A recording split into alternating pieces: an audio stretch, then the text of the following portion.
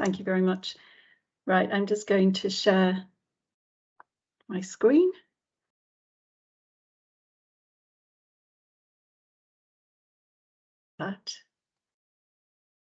Okay.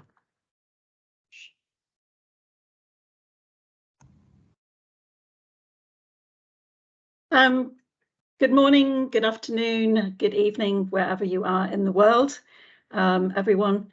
My name's Cheryl Cook, and I'm with the Assessment Research Group based in London. We're very happy to have you here for the Post New Directions webinars. We had a wonderful conference in Indonesia, in Denpasar in December, and we wanted to share some of the content from that conference with a wider audience who couldn't be there in person. Today, we are looking at the tech panel. We had a great panel of experts talking about technology in language assessment, and we're inviting you to watch the video of that panel, and afterwards we will have two of our British Council experts in assessment, Professor Barry O'Sullivan, and our expert in data science and technology and natural language processing, Dr. Mariano Felice, to take your questions. I'll just share with you the schedule and the participants. As I mentioned already, Professor Barry O'Sullivan and Dr. Mariano Felice, which follows the recording. So if you've already watched the recording, feel free to join back in at 10:20 when we have the discussion. At 5 minutes to 11, we'll also be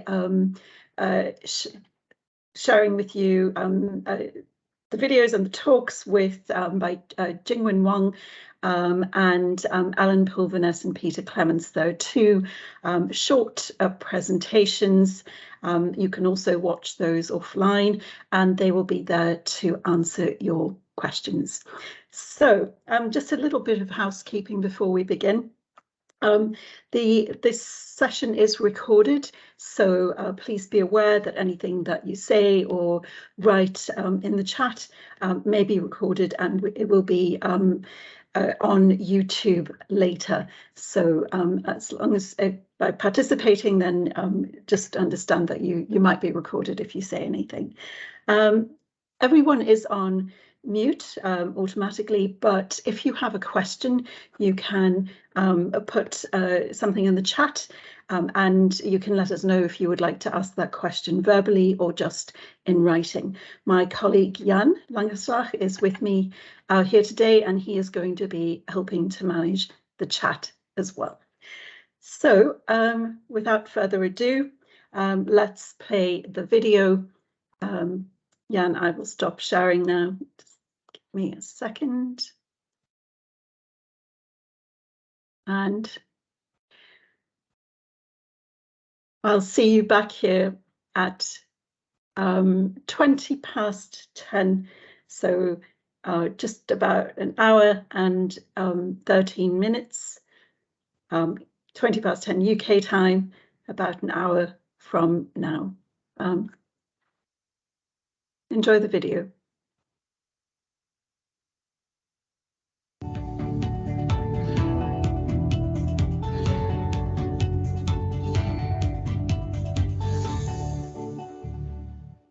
Welcome back, ladies and gentlemen.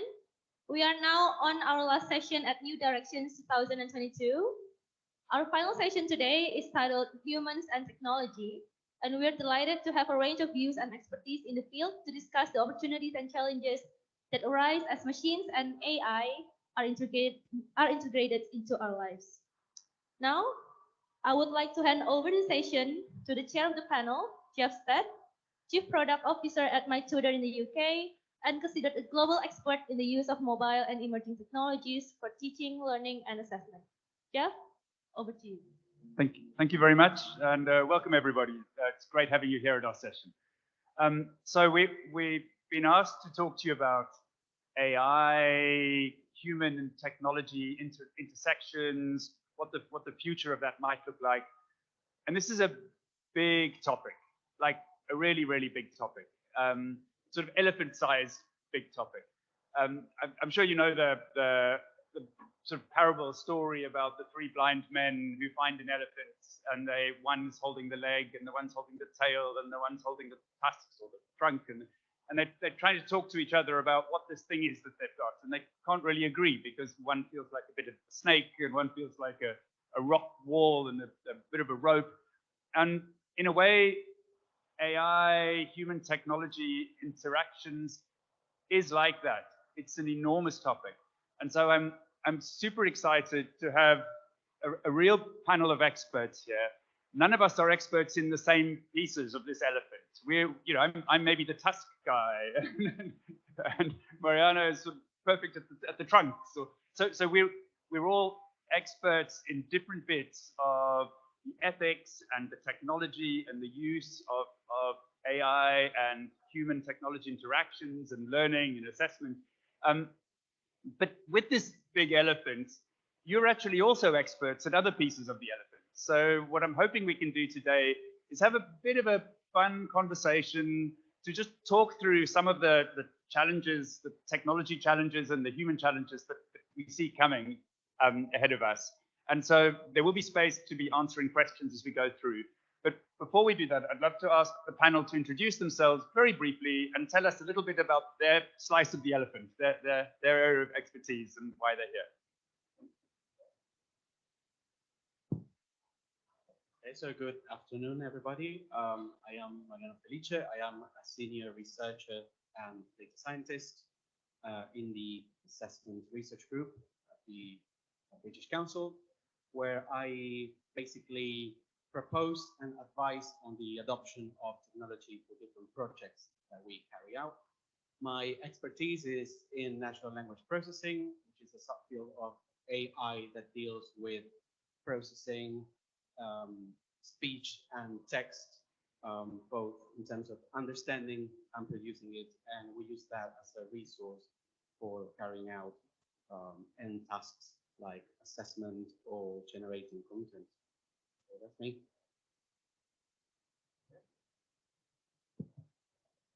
Hello, my name is Sarah Bispol, and I actually come to you, I think of myself as a spy. I've been a spy for teachers since day one. Basically, I was a high school biology teacher, and I did not like the tests that were coming from the United States. Terrible. I'm like, where did these tests come from? So I went back and got my PhD in measurement and statistics. So I'm a psychometrician. And then I went and worked at ACT on the college admissions testing for about 17 years. Again, always working as a spy to make sure those tests are good, fair, measuring important things. So then I left ACT in 2020, back out, and I hear about AI being used in assessment at a company called Fine-Tune Learning. So back I go. I'm now the Chief Assessment and Learning Officer at Fine-Tune Learning, making sure that these applications of AI to assessment are using best practices, paying attention to pedagogy, theory of action, task models, all those important things, because without it, the AI might run a little crazy. So that's me. Hello. Hi, everyone. I'm Kaśka Porajska-Pomsta. I am Professor of Artificial Intelligence in Education, and I am based at University College London. I'm also a part of the UCL. I'm also based in the Faculty of Education and Society, formerly known as the Institute of Education, but my background is actually in engineering. So as a scientist, as a researcher, I develop AI technologies, but I also evaluate those technologies in real world contexts at the front line. And as part of this, I am very much interested in understanding how learning happens, how humans learn, and how we can support human learning.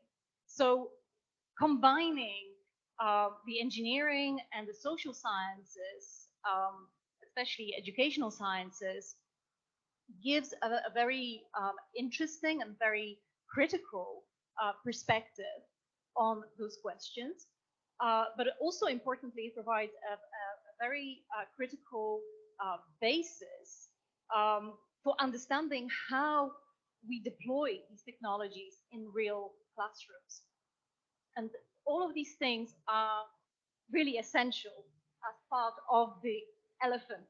You can't really decouple these things and actually hope for developing technologies to support human learning that are successful. All of these things have to be taken into account. And as part of now almost 3 decades of my research, these various questions and using technologies to address them have led me to a new direction. And very recently, I have started also looking at the questions of the ethics of artificial intelligence in education. There are a lot of questions around that, but the questions related to AI in education are quite specific in many respects. And I hope we will touch on some of them later. And I'm Barry O'Sullivan. I'm the tail of Jeff's elephant, because when it comes to knowledge of the nuts and bolts of these systems, I haven't got a clue, to be absolutely honest. I'm interested in the application of AI in an ethical way, but also in a way that allows us to make decisions about people that we can trust in a way that moves away from our traditional views of testing and assessment. Ultimately, I'd like to see a world where there are no tests. That would be the perfect end to my career if I got to that stage. And I see the only way we can get there is using technology. So I'm really interested in exploring how we can get to that end. And I guess I'll close that round. I build digital learning products and digital assessment products. I'm an inventor and a creator, and I work with teams of engineers and designers and educators. That's what I do. It's what I do at my tutor. It's what I've done in previous jobs as well. And so I think I'm on the sort of sharp end of the stick. I'm not quite sure which end of the elephant that would be, but because I'm interested both in the educational theory and in what's possible in the technology and in the human behaviors that you need to work with to encourage students to engage or to try and get a complex topic across. So I kind of enjoy that intersection of those different spaces. So I'm probably the sort of pragmatic engineer design person, I guess, in this. So thank you very much. You've met our experts here. You're also our experts. So what we decided to do was to try and use technology to collect questions as we're going through.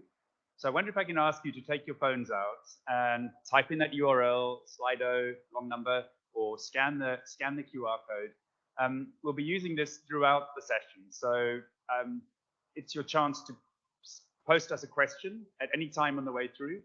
It's also, if you're a bit more of a passive question asker, it's your chance to vote other people's questions up and down. So I'm going to start from the most voted question and work my way down the list. We might not get to all the questions, but you have the ability to steer which questions we answer. We do get around to answering. So please do have a go, log in, engage with it.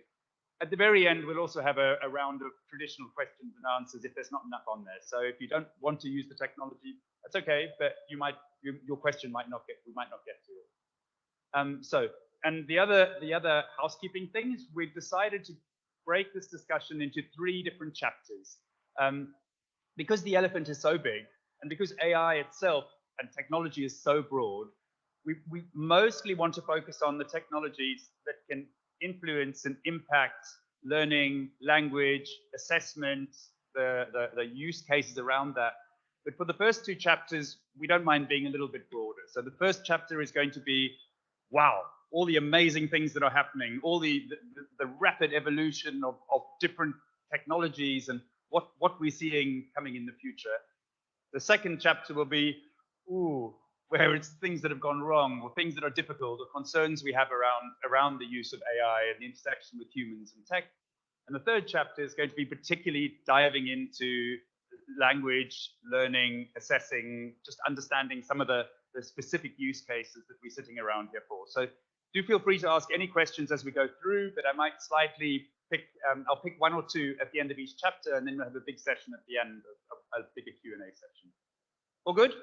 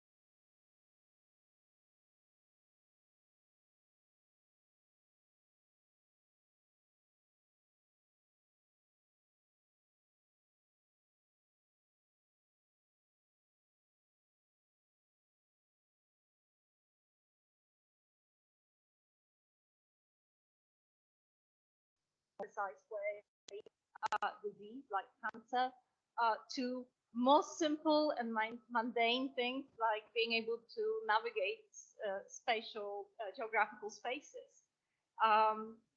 But as a researcher, the most exciting thing for me is for someone who actually develops these things and looks under the bonnet and develops things under the bonnet of these applications that AI applications. The most exciting things is in the process that is required to design those things. And the process involves a really careful and considered understanding of the kind of knowledge that we may need to put into those systems, the ability, and through that, the ability of AI to act as a, if you like, an applied philosophy through which we can actually raise really fundamental questions about who we are, how we function, even if what we do is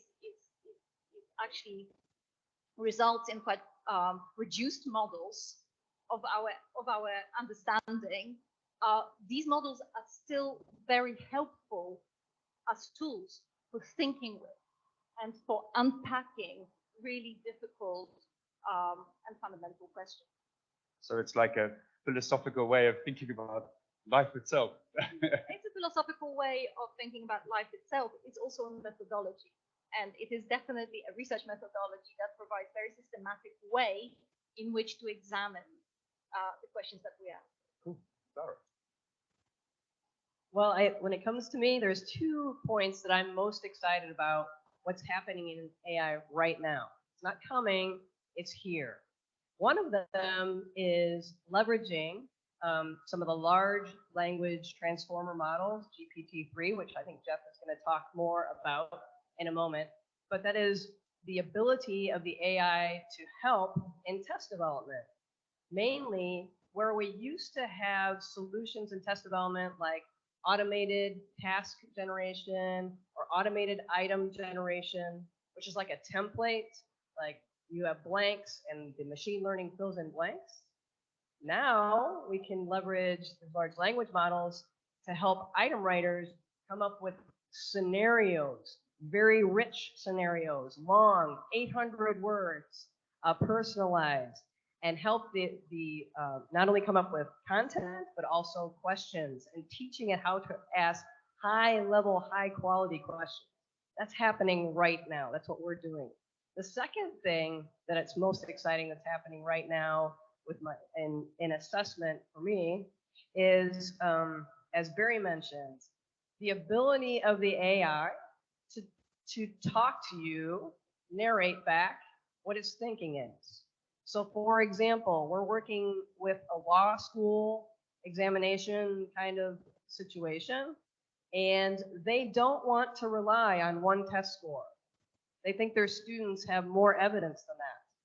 So they're looking at using a syllabus, and can you evaluate, look at the syllabus, have the AI look at the syllabus, and then ask a question about a skill, such as, would the student be able to evaluate an argument well?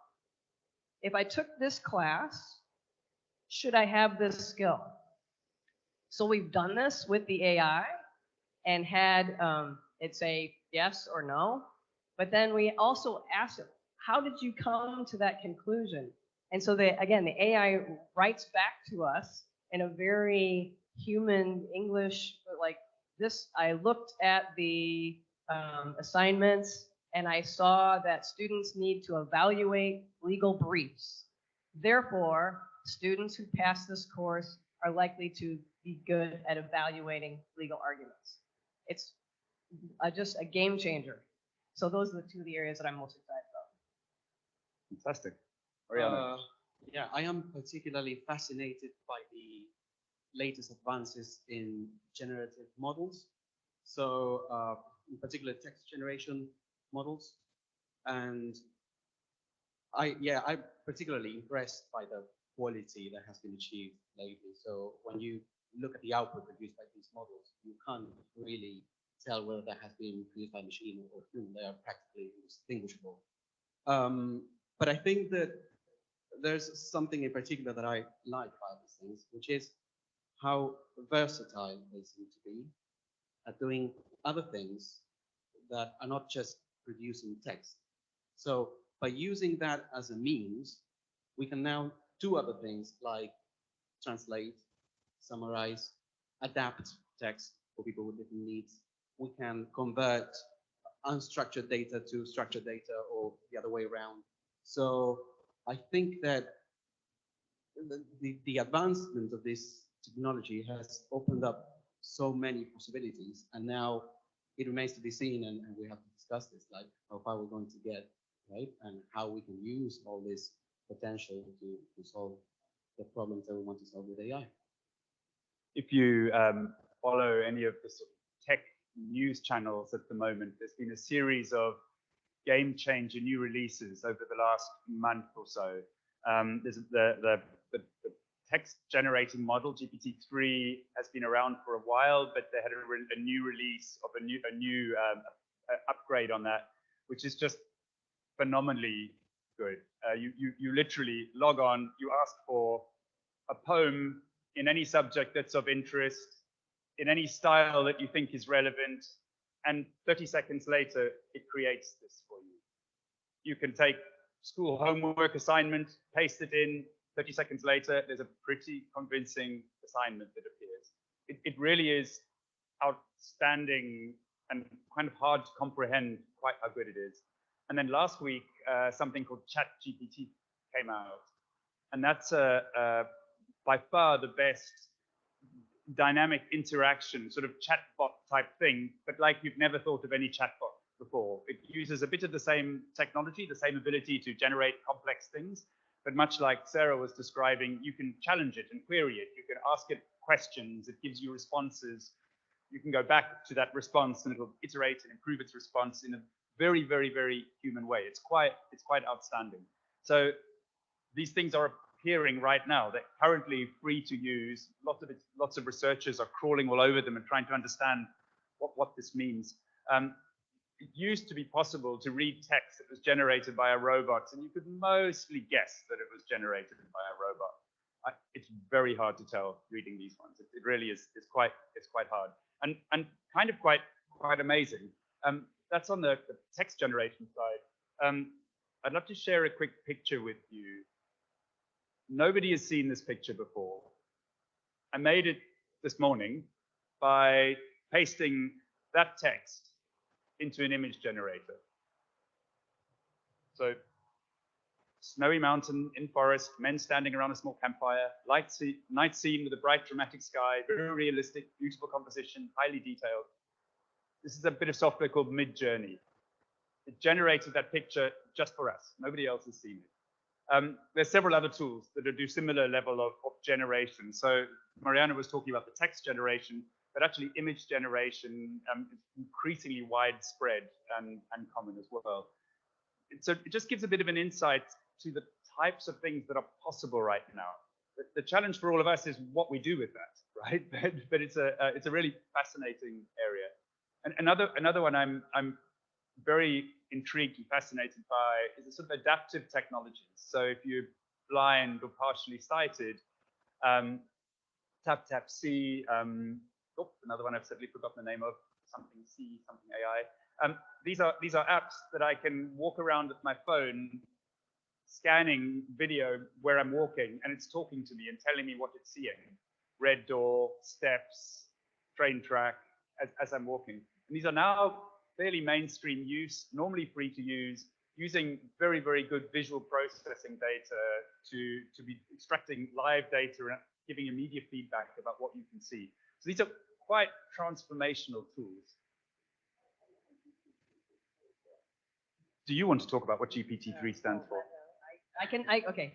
I want to make sure we don't use too much jargon. We said generative models. We said GPT-3. They say all these things very quickly, and I'm not sure how much familiarity everyone has. I come to AI through assessment. I'm not an AI scientist. So from my perspective, when I hear GPT-3, that stands for what? Generative Pre-Trained That's what the PP stands for, GPT-3. I don't know, probably the third one, I'm guessing. Creativity there. But again, what's it been trained on? What's the pre-training refer to? And it's talking about, in English, all of this, like, just about, I mean, I think of it as everything on the internet. There's billions of dollars that were put together for these, to train these large language transformer models. And so how did it learn how to speak English? By analyzing all of it. So it can speak very conversationally. It can also speak, produce text that is very specific to something very, very specific, cutting edge medical situations, medical surgery, how to do surgery, also political events.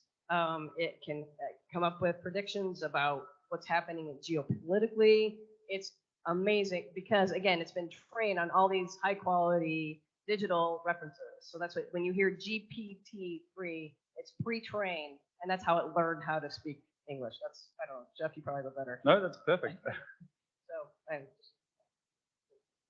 And I know you wanted to tell us a little bit about some of the cultural neuro thoughts around AI. You still want to? Yeah, why not? These are actually images from Tactical Language and Culture System, very wordy title, which was developed by Alelo Inc. In California by Lewis Johnson and his team. The idea here, you see a lot of military people, but it is one of the most interesting, I think, applications of AI in the military context, because it focuses on teaching language and cultural nuances to the military staff who are charged with missions such as negotiations in diverse local contexts. So this is just an example of, it's actually a commercial application. It has developed, this is an early version which was funded by the US Navy. But it has actually diversified into language training systems, which are specifically including culture as the point of origin, if you like. So it's very contextualized. It's facilitated through a diverse means. So you can train through, I think, just a pretty simple interface on your laptop or PC, or you can train in the cave in a much more immersive virtual reality kind of context and situated context. So this idea of AI providing opportunities and environments for situated rehearsal of communication skills is a particularly interesting application in the context of language learning. a lovely bridge into the language learning, language practice, more experiential aspect of Absolutely, and not to mention the fact that actually, given that this is a military application, I love the idea that the soldiers are trained to resolve problems through understanding culture, through communication, rather than through guns as as the first kind of. So we thank you very much for the questions. There's several coming in. Quite a few of them are around the assessment ones, but I'll pick some of the more broader ones. Will AI be stealing our jobs? Who wants that one? I think we've heard that many times before. No, I don't see it that way. I think we're just trying to automate probably the most boring tasks so that people could concentrate on more interesting ones. So Yeah, I'm trying to think, for example, in terms of assessment, so delivering a test or trying to find creative ways of um, assessing speech, for example. So it would be much more interesting, I think, to get insights from the data that we gather by using this amazing technology, see how people interact, use that to find out whether we are assessing things the right way, what do we need to change. So I think that we're not taking anybody's job really. We're trying to make people focus on more interesting tasks. And maybe yes, there will need new skills. So maybe there is a bit of resistance to that, but I think this is part of evolution. That's a good thing, actually. And I think that's actually a nice transition over to our next chapter. So we're moving on to chapter 2. It's not only the positive things, also stuff doesn't always work out right, or there are scary aspects to it. Several of the questions we've got from you are in that sort of chapter, that genre as well. Please do vote each other's questions up and down, because I've now got 25 questions, but none of them have got more than 4 or 5 votes. So if you want to get yours to the top, it's written well. So this is about some of the things that we're worried about as experts. What are the things that bring us some pause to thought? Who would like to start off? Well, I can start. One of the things that I guess I'm worried about when we just talked about GPT-3, right? It's trained all in English. So it's the large language models. It's not really multiple languages. It's just one right now. So that's going to have some issues, right? We need to move toward having different languages. I'm just worried that things are going to go English and then try to translate. And we know how much is lost in those things. So that's one of the things I'm concerned about. And that really is a big deal. There's by English corpus of data and the models are dramatically bigger. There's some coming from Spain. There's some Spanish ones, but the data pool is way less. So it's a lot further behind, and there's not a lot in other languages. And when we ask it to write in another language, it does, but it scares. I'm like, I don't trust that. So we got to watch that. Yeah, I was going to add that actually GPT understands some of the languages, but to much less extent than English. Right? Better for the primary source to be in multiple languages. When you think about it, it's up there. Why not think of a few steps down the line with GPT-5? Fourth is coming.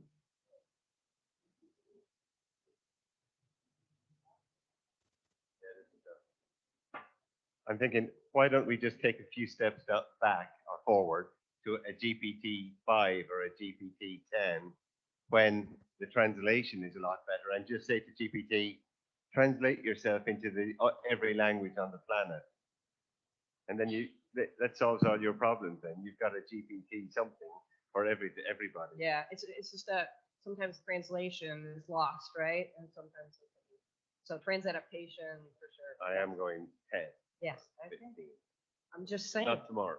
I want it to have a primary source. There was a question towards the end by Sarah. Will anyone need to learn languages in the future, or will technology AI mean we don't need to? That sort of feels like what we're just talking about. What's your view on that? I think most people want to learn languages. It's already happening. If you struggle, or if you want to know how to communicate, you go to Google Translate. I'm generalizing here, but certainly from the UK perspective, looking at my limited view from the perspective of my own kids, that generation kind of shrugged off the need to to necessarily make the effort to learn other languages and just says, we have Google Translate. Because you live in the UK. Well, yes, I did say from the UK perspective. Crazily daft way of thinking about other languages. But it actually raises and also a question around misappropriation of these technologies and questions around how AI, which is basically a technology which automates particular tasks, which has autonomy to act and to decide in the real world, in the human world, how it might affect our fundamental human capacities. We already see emergent research around, for example, delegating our memory tasks to technology, our spatial navigation abilities, which I was very happy to talk about as a good thing. So, I mean, it's a double-edged sword in a way. And it also raises another fundamental question around, what is desirable and what questions we should be asking about what we want AI to support us in. How do we want to be enhanced by technology? And what do we want to retain as our fundamental kind of abilities to engage with each other and with our environment? Until recently, I was the chief product officer at a language learning app called Babbel. It's quite big in Europe. It's not big in the rest of the world, but we had millions of students logging in to do language learning, mostly sort of Euro-centric languages. Millions of students, and it was direct to consumer, so it was students paying, parents paying to use this. And this question was quite a deep one for us, because if AI is going to take over language learning, that was our business shut down. You know, that was our whole reason to exist. There was 700 of us in a big office in Berlin building this app and learning experiences and different technologies. And so we agonized quite a lot over exactly this question. And actually, we came up with a very happy response. We think that AI is going to radically change the casual use of language. Traveling into other places, having a little digital guidebook, digital translator, being able to read documents or books written in other languages. But for almost all the use cases that we had, we always asked our learners, why are you learning language? And the vast majority were actually personal. They were human things. It was love, it was travel, it was family. Sometimes it was work, but it was all about talking to humans and having human interactions. And our view was that's not going to change. There will always be a demand. I'm in love. I married a German woman. I fell in love with a German woman. I didn't plan that, but I just did. And so, am I not going to learn German? Of course, I'm going to learn German, right? And so we believe that is going to continue. In fact, maybe making it easier to travel and meet people of different languages and different cultures will make that even more likely. So, yes, the translation will be more and more better and better and appear everywhere. But no, that's not enough. The fact that we're all enjoying being together face to face is because there's something extra and magic. And I think we will value those speaking other languages more so for those human moments. Next slide. No, I think this was related to what Kashko was mentioning, right? Things that we might not want to delegate to AI. Yeah, I think we've seen some news about how, let's say, AI can go wrong, although I don't believe that AI per se itself is wrong. I think that in many of these cases, it's irresponsible use of the technology. So you should know what these models have been trained for. You should know what is in your data. And take this, especially very controversial decisions, with a grain of salt. So delegating things like sending someone to jail because a model says that doesn't seem right to me. And I am in favor of technology myself. But I think we still have to have the human factor in using this kind of technology for anything. And I think this is a super critical point that Mariana has as mentioned, sorry, Barry, you're trying to get in there. Too slow. It's a super critical point. It's about being able to explain why an AI made a decision. Typically, it's very hard to do, and technologists don't like doing that. But to use them for human decision making, it's critical. So, I just wanted to add, it's kind of on the back of what you said, but also it relates to what you have said just now. The technologies and the applications that we see are actually half-baked. They are one big experiment. And, you know, very often when, certainly looking at it from the researcher's perspective, you know, they are very much experimental and they are not necessarily, for most part, intended for the real world.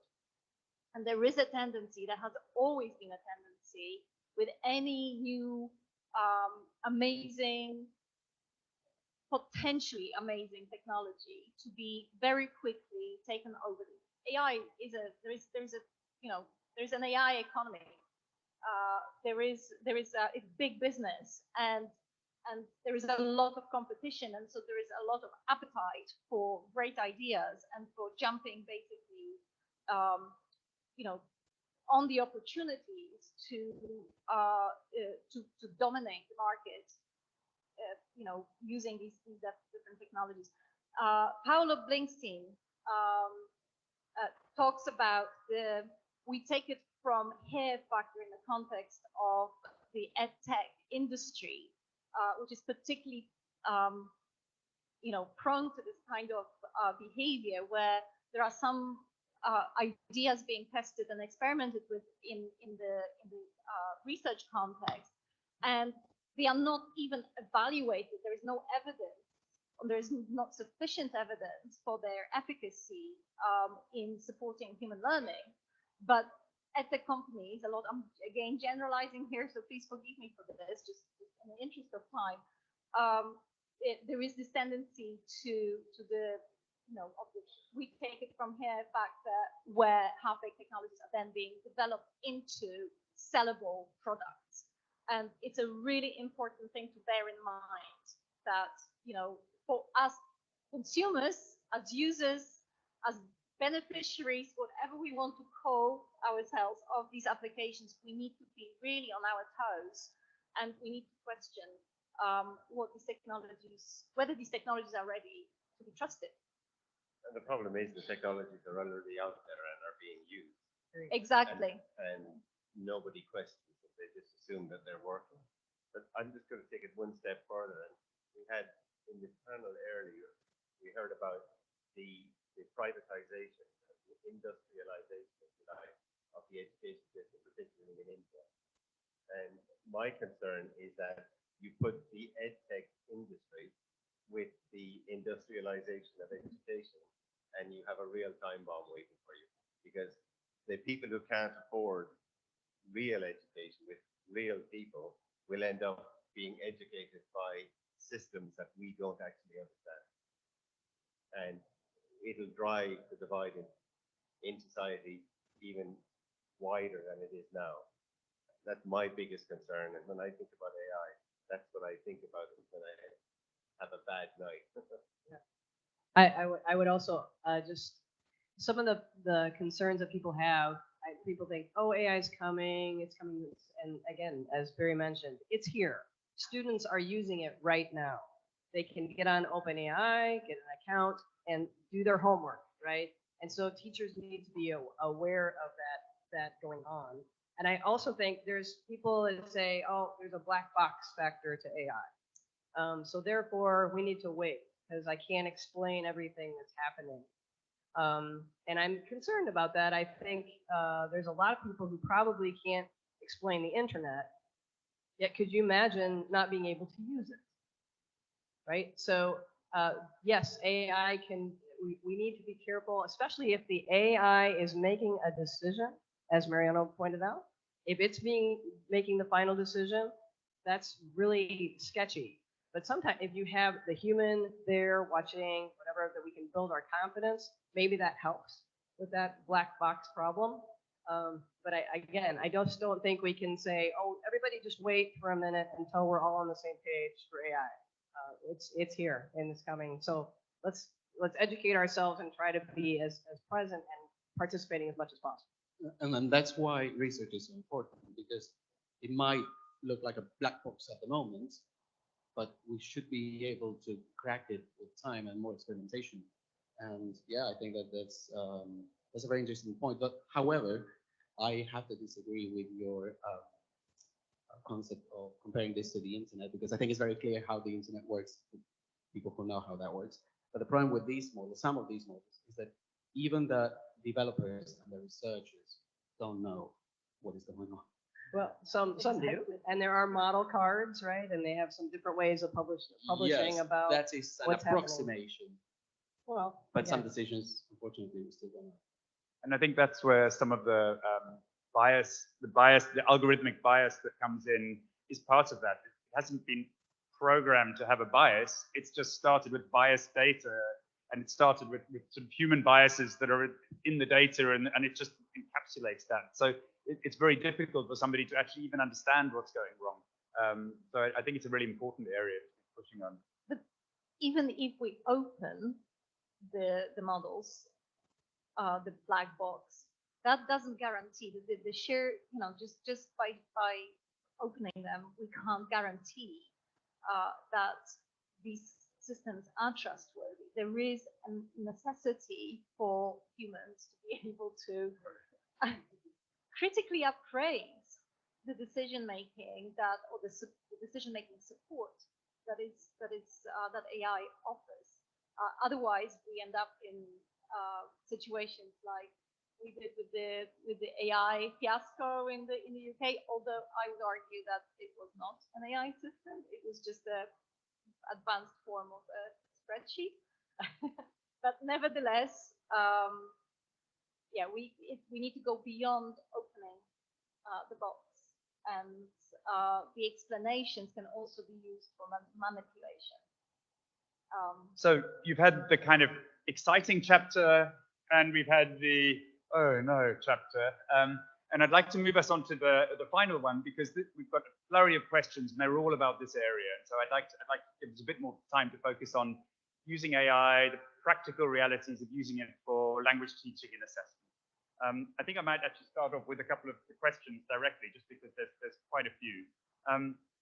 Gemma asks, what work is being done in AI to personalize tests, in effect to make the test more relevant to each individual and generally improve the testing experience? Who wants to tackle that one? Barry, do you want to give that a go? I know that there are people in Ireland have been working on that area for about 8 to 10 years.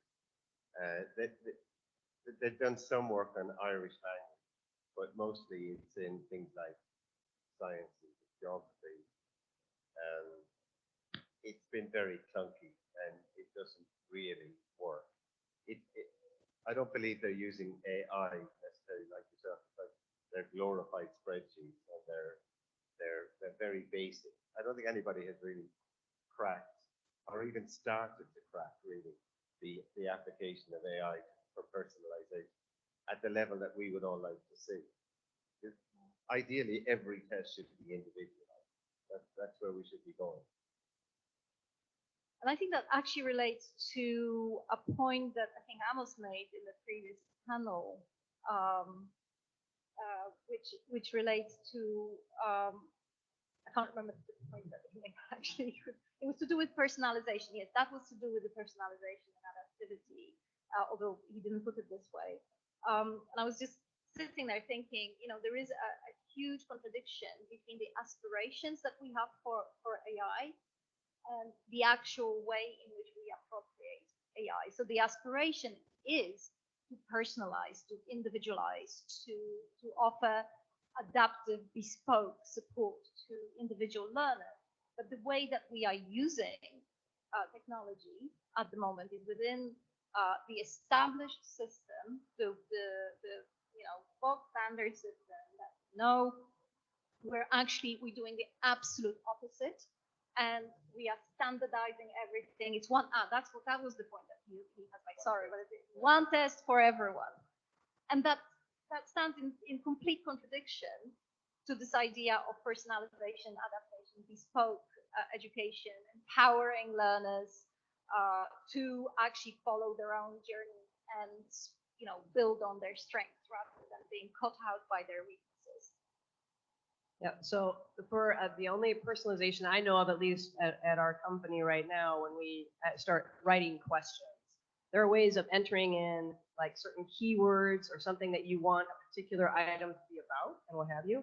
And so then about a particular construct, by entering these in, then again, the generator will come up with a question that features those different kinds of topics. So it helps that subject matter expert, again, personalize the question. But I think, to your point, the challenge then becomes on the psychometric side. I think that the future of AI, we need to have psychometric models that can support personalization. Get away from this. Everybody has to have this standardized understanding, reliability, validity, all those kinds of things. We need some new measurement models to be able to support the kind of personalization that's coming. That's a bit of a worry, though, isn't it? Because we're already overly dependent on measurement models in assessment, particularly in the US. And I really have, anytime people tell me we need new psychometric models, I worry, because we're just going to get new theories of validation that are still based around numbers. And my feeling is that we need to break. We need to stand back. Ken Robinson is an old hero of mine. He spent a lot of time talking about how education systems are dead and buried. They were designed in the 19th century to meet the needs of the 19th century. Assessment, standardized assessment as we now know it, was designed at the same time to meet the needs of the 19th century. We're still working with them, and we're trying to build into the 21st and 22nd century new ways of doing things by looking back and saying, well, how did they do it then? Ideally, we should be looking to the possibility of using AI to help us break away from all of this mass everything and get back down to the individual. And Psychometrics, I think, are one of the little dots, but there's only one of the pieces. There's a lot more to it. And I think it could be much more specific to the person as a psychometric stroke. So hopefully we're on the same page. And there are, sorry, just to add to this, there are some examples. They are experimental, but there are some really good examples which include the opening up the black box and actually using that method. We call them open learner models. So this is an approach specifically in the context of intelligent learning environments. I won't bore you with that, but we can talk about this in the break. But the idea is that the student interacts with the system collects the data, and that data is being given back to the learner. It can be given back to the teacher. It can be used in a combination of interactions between humans as the basis for self-appraisal, for collaborative learning and appraisal.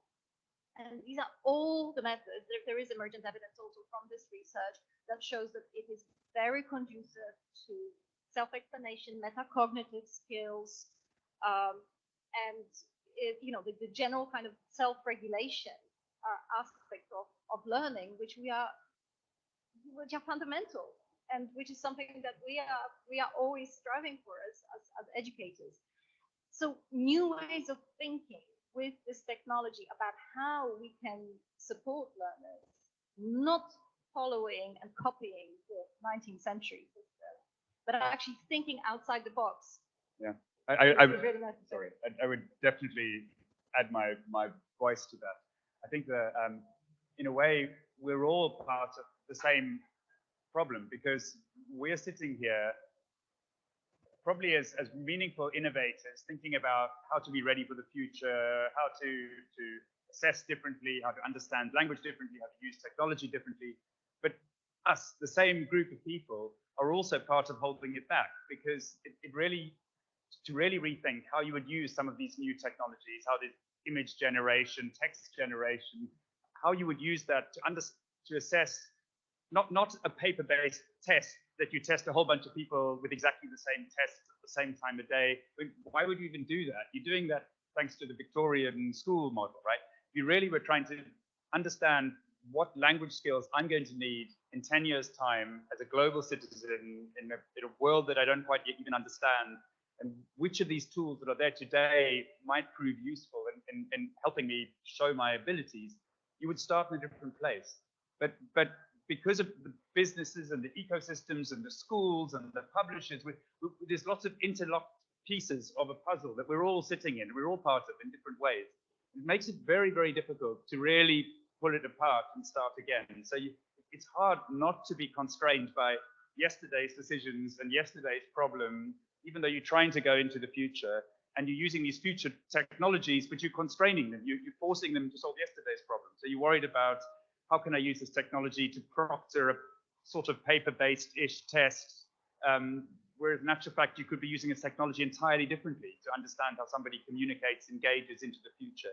So I guess I'm just sort of adding more fuel to that particular fire. It's a difficult challenge. It's a challenge for all of us of how to deconstruct the many dimensions of the worlds that we're operating in right now to really understand what are the skills we want to really assess and understand, and what do we consider good language, and what are the technologies that can help us get there. Sorry, that little rant, I apologize. I was just trying to enthusiastically join in. Okay, another question from Gemma. What's an ethical concern about using AI to replace a human examiner in an interactive speaking task? Anyone want to pick that up? Bias. Bias. Bias. Aren't humans biased as well? Humans are biased as well, and that's why AI is biased. Yep. I mean, I would perceive it still as a big concern, and again, in combination with the delegation to the technology for the decision making, there is a danger of lack of accountability as well. A lot of these technologies are not regulated yet. So this is a major concern now. Whether it is going to be a major concern in the future, it's an open question. There are there is a lot happening in the space in the context of actually regulating for AI, but education lags behind, and AI for education lags behind the mainstream AI. But bias is the main issue, and we have actually seen that with the A-level fiasco, where we had bias, again, with the caveat that it's not really AI, but it's just a very simplistic example of how technology is misused and how bias plays out in the real world, where schools that have been traditionally less affluent, with fewer resources and with worse, historically worse results, were disadvantaged by the system because it was averaging. So any votes for? That was a strong vote against. Any votes for? AI sort of as language. So I have a couple of questions or points, I think. One way that we tend to try to look and make sure to avoid bias and increase diversity is by increasing the number of people involved. I want to get lots of people involved in my system, so then I have a lot of eyes on it. But that's just still a number of people. Can't you train AI to represent? And it might increase diversity quite a bit. Perspective. Does that make sense? Like if you train it that way, then you don't need that many individuals. You can actually train and train more and more because AI is set to learn. Right? So that's one thing I just and I guess from the learning, if you've got an AI examiner, if we've got an AI kind of interlocutor that you're speaking with, that can be a fantastic practice opportunity, because you could practice multiple times again and again and again without needing there to be a human there. So, and that brings a different kind of accessibility, because some people who might struggle financially or practically or because they're very shy, to have meaningful back and forth conversations with a human interlocutor in practice, you can do it with a robot. So I think I would be nervous if that's the only way that somebody is assessed. There's lots of examples of that going very badly wrong. But I would also be nervous to throw the tech away and say, no, it has to be people, because I think there's a lot of bias with people too. It also depends what scale you're doing this at, and what is the purpose of assessment, and what is the context, broader context within which assessment happens. So one of the things that I was thinking about in terms of assessment from the perspective of somebody who teaches and assesses and often struggles with the idea of assessment because you have so many essays to mark and for most part they are the same. I would be really sad as a teacher to actually lose the ability to assess students' work because it's my conduit to my students. I get to know the students and their capacities, their capabilities, their knowledge, and it informs the way that I teach. So I think there has to be a nuanced discussion around assessment in context with the specific, with the knowledge of the specific goals that we have in doing the specific forms of assessment. I think we have to be practical and sensitive as well, because if I'm a government and I'm not an oil-rich government and I've got a couple of million kids that I need to assess, and I don't have the resources to put into training and even finding enough people who are fluent enough or proficient, I should say, enough in a particular language to assess it, well, then I'm screwed, basically. So what I need, therefore, is a practical solution that I can roll out. I do think bias is something we have to keep hammering on about, because and the challenge is for us to find ways of reducing the bias enough that we feel we have enough control over it to let it loose. Because humans have bias. We know humans have bias. We know that people make decisions about other people within about 3 seconds of meeting them. They may not have said anything. So we know that bias exists in humans. We also know that humans are black boxes. Like my friend Tom Lumley did his PhD on human scoring of the ASLPR test in Australia some years, about 20 years back, 15 years back. And he found that he got the best examiners. He asked them to score a bunch of performances. They scored them perfectly, as measured by the psychometrics behind it. They all awarded similar, if not the exact same scores for every performance. And then when they were asked to describe why they gave it, they all differed.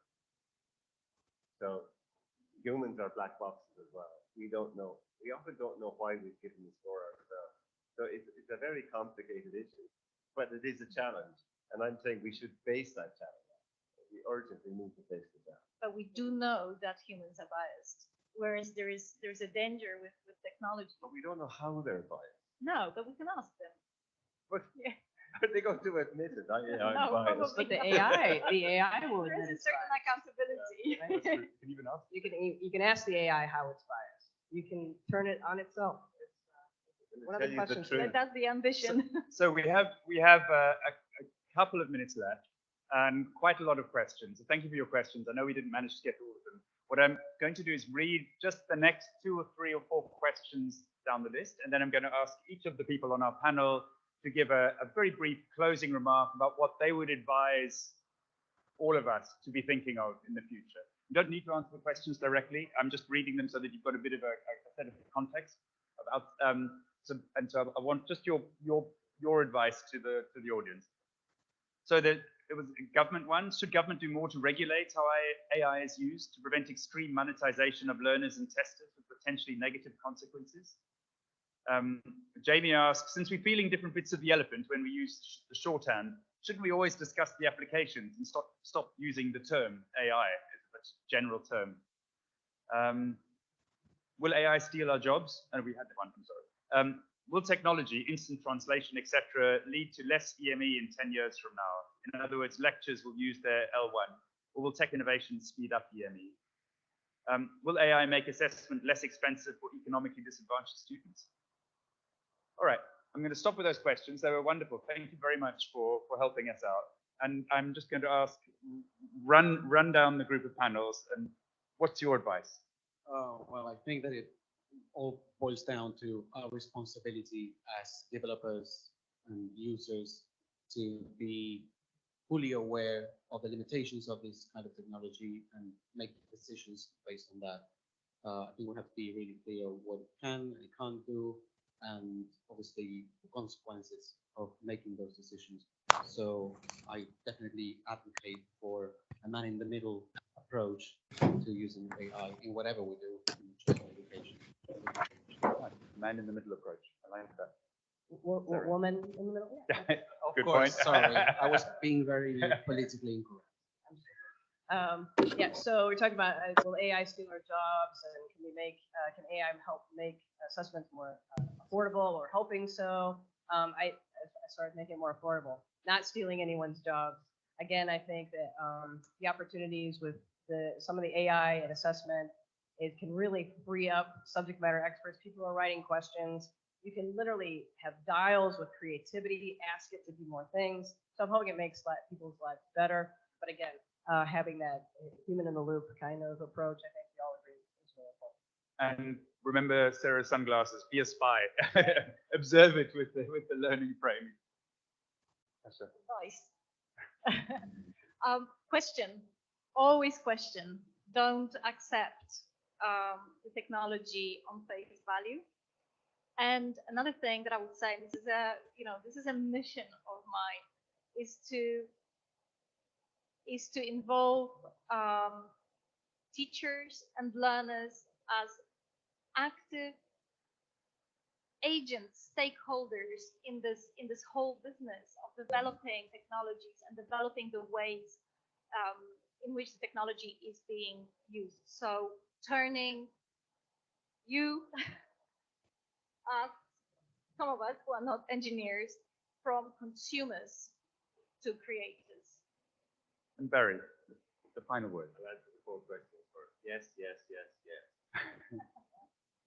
Read the question, advice, you stole my advice question. But I think in the same way as you're right with your bias, you're absolutely right with your question. I would say question, question, question. It's the most important thing. Never accept anything on its face value. We've been doing it in education, regular education, for so long.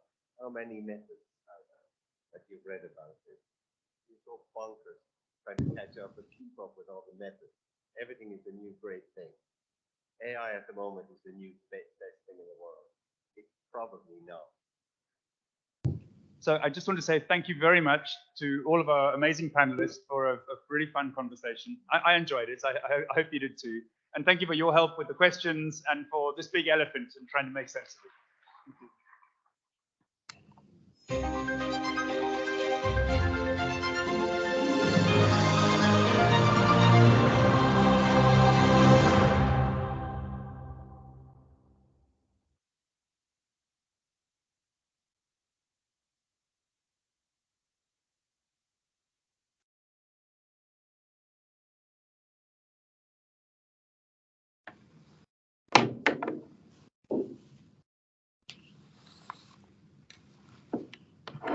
Thank you. We'll just give people a few seconds to join. Welcome back.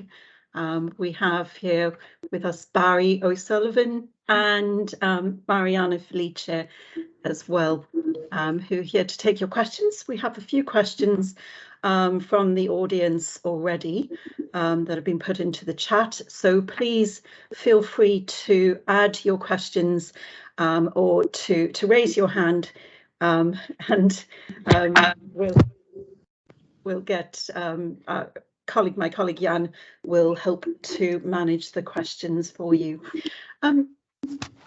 Barry and Mariano, just to start off with a question that one of our audience asked earlier, and that is around, it was more of a comment. This is Joshua from Spain, more of a comment, but I think the question is around AI and creativity. Can AI help us to be more creative, do you think? No. I think we can use AI creatively in what we do, in how we develop systems. But I don't think it's going to make me a more creative person. I don't know about you, Mariano, but I think if you are a creative person, if you're interested in creativity, yeah, I think there's lots of opportunities there, but I don't think it's going to help us automatically become more creative, at least as far as I'm concerned. Maybe I'm just too old to, you can't change, teach an old dog new habits, maybe. Well, I'm not so sure about that. I might disagree with Barry on this one. So I don't know. Don't you think, Barry, that you could be inspired, for example, by some output produced by an AI tool or a model? I tend to think that maybe, I don't know, AI can provide us with things that we hadn't thought about, or I don't know, solutions maybe that we never saw coming before, or oh, look how this tool produced that or solved this problem. So I think that can help us think about the way we solve certain problems and hopefully help with our own creativity. Maybe I'm more optimistic on this one. Yeah, I think you need to be creative in the first place. I agree that AI can offer some really interesting insights. I've been, I should say, working with, but really playing with ChatGPT for the last few months since it came out, and it's been I've had some really interesting interactions with it. One of my colleagues and myself are currently preparing for, and we've done some of the initial work on an interview with ChatGPT on how we can use ChatGPT in interesting ways. And instead of us trying to come up with the ideas, ask it, but we still have to ask the right questions and interpret them. So yeah, I think it can contribute to our creativity, but it's not going to make you creative. Maybe that's the point. So if you are creative, or if you're willing to take a risk and to take a chance and to do things differently, I think it does offer some interesting opportunities. Thank you, Barry and Mariano.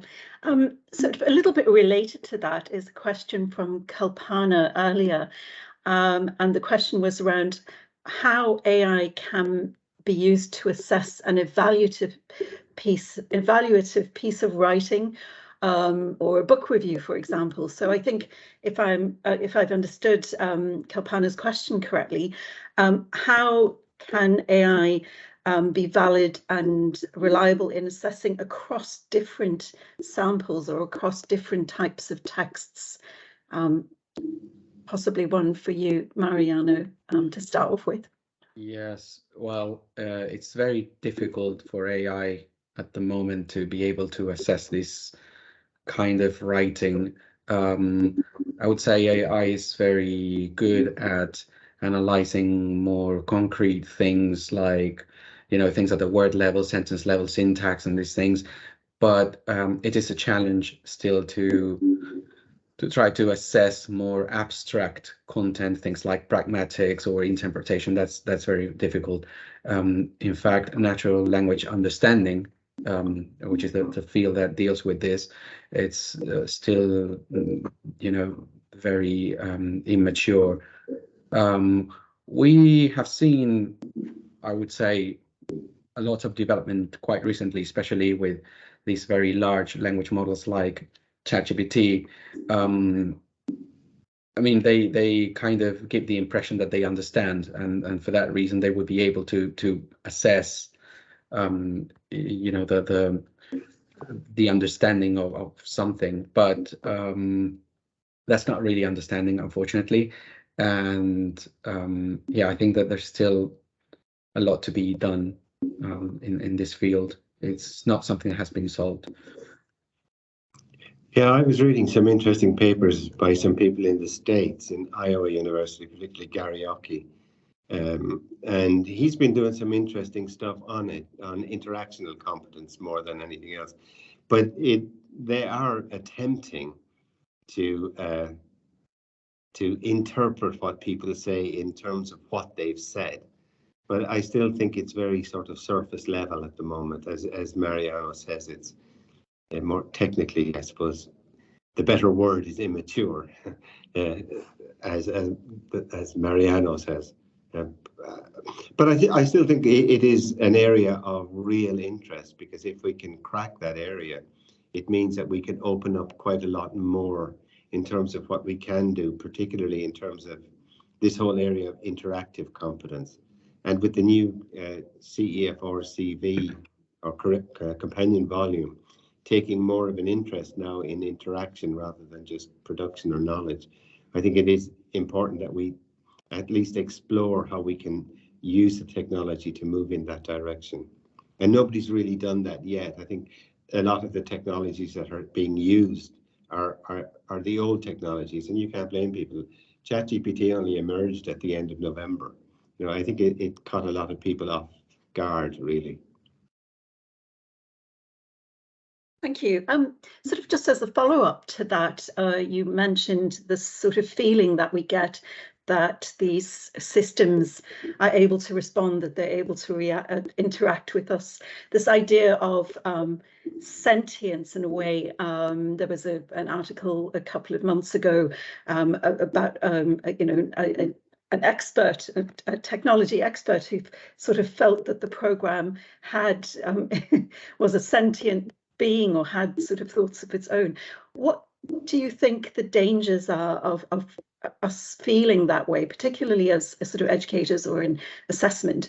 What are the dangers that are associated with thinking that these models and algorithms actually do have some kind of thinking of their own?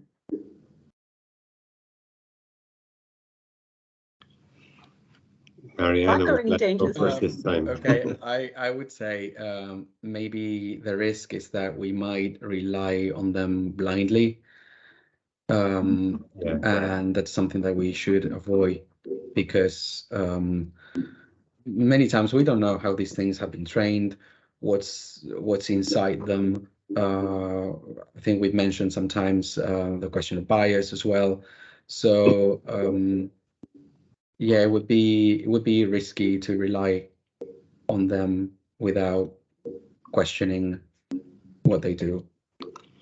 Yeah, I agree completely with that, because I as I said, I've been doing quite a lot of working around ChatGPT, and it will answer your questions, even if it doesn't know the answer.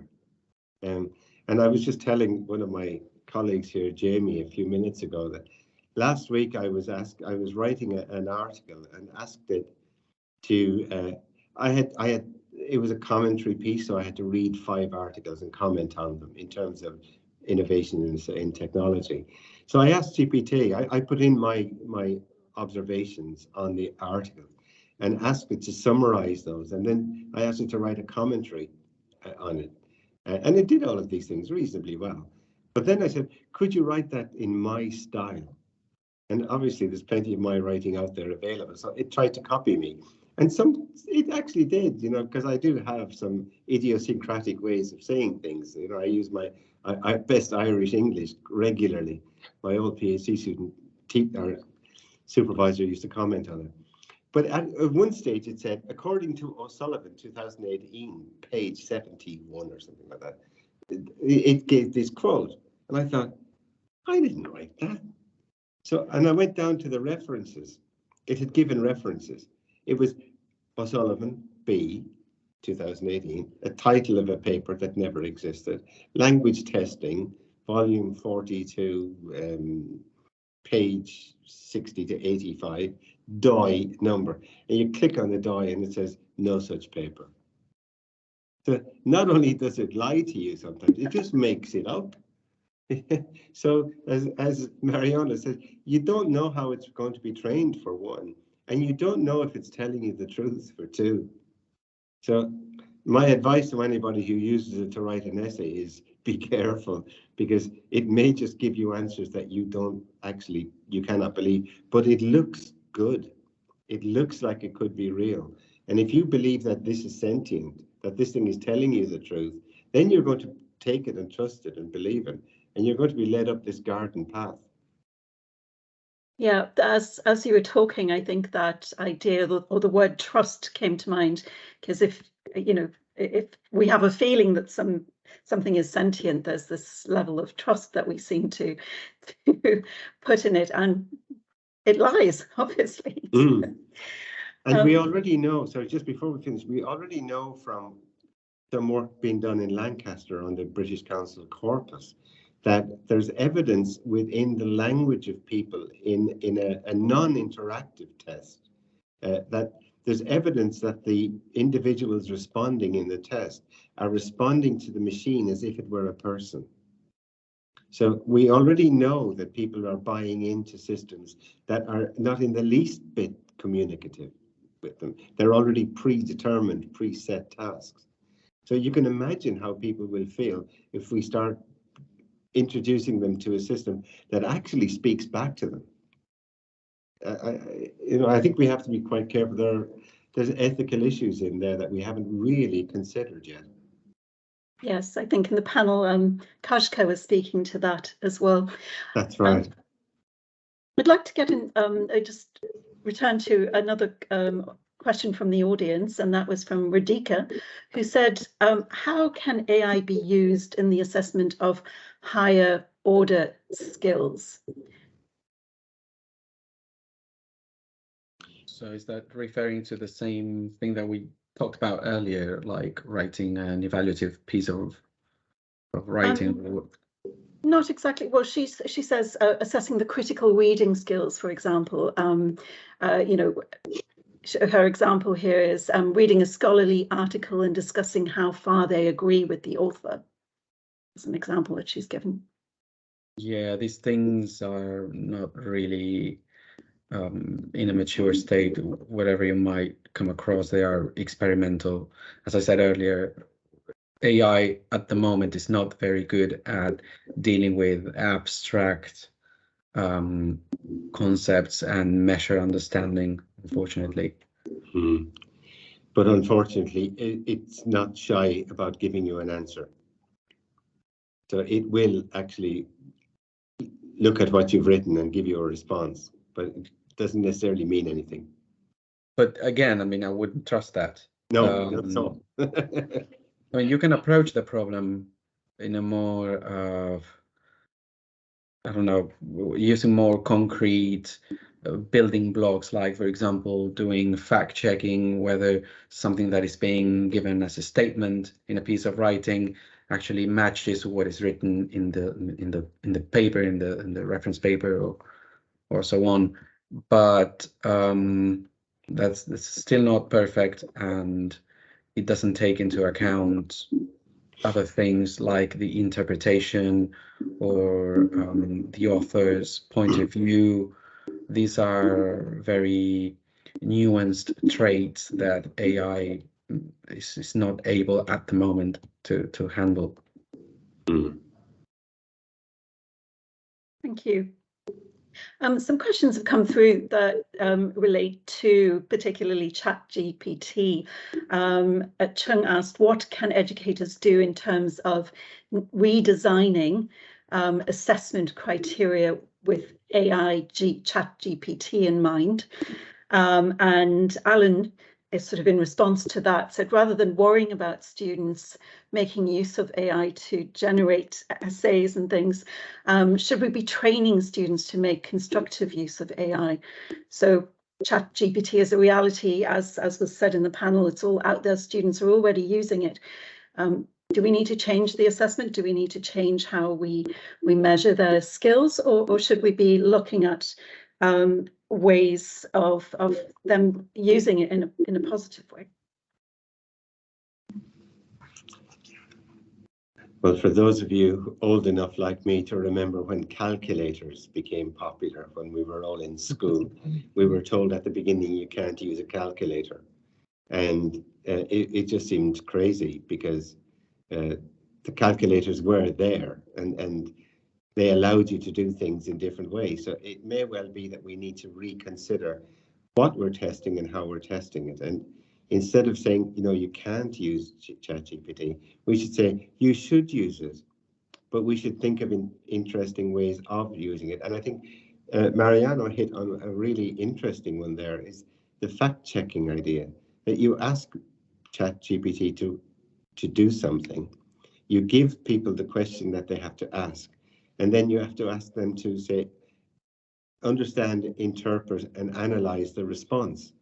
So what you're actually doing now is something far more high level. In fact, that goes back to the high level skills that you're testing. So you may actually be able to use it to your advantage if you're creative in the way that you use it. But my gut feeling says that it would be a really big mistake to say you can't use this, because it's like Pandora's box. Pandora has opened the box and large language models have emerged. So we have to accept that that's the case, and we can't put it back in the box. So we need to figure out interesting and innovative ways of living with it. What do you think, Marianne? Well, this makes me think that, yeah, I mean, it would be great if we could think of creative ways of using ChatGPT. At the same time, I think that some people are opting to try to detect, for example, if a piece of writing has been written by ChatGPT. So that might be due to resistance, right? And maybe not being open to thinking of how we can actually integrate this rather than defend ourselves from this monster. So yes, I agree with you, Barry. But I think we're in very early stages at the moment. I don't think we know exactly how we can use this creatively. But you see, this is something that fuels our creativity in the end. This is another example of how AI can make us more creative. Now we have to think how we can integrate this in a useful way. Yeah, fair point. Touche. Thank you. I'd like to share with you really quickly something that, and a response to one of the questions that came up in the panel quite a lot, and that is about the, is AI going to take over from teachers? Is it going to take our jobs? And just very briefly, I wanted to share with you something. I asked ChatGPT that question last week. I don't know if you can see that. We can. Yeah, okay, good. Suddenly went blank. I asked ChatGPT to write 100 words about whether AI will take the jobs of teachers. And this is the response it gave me. I'll give you just a short time for the audience to read that.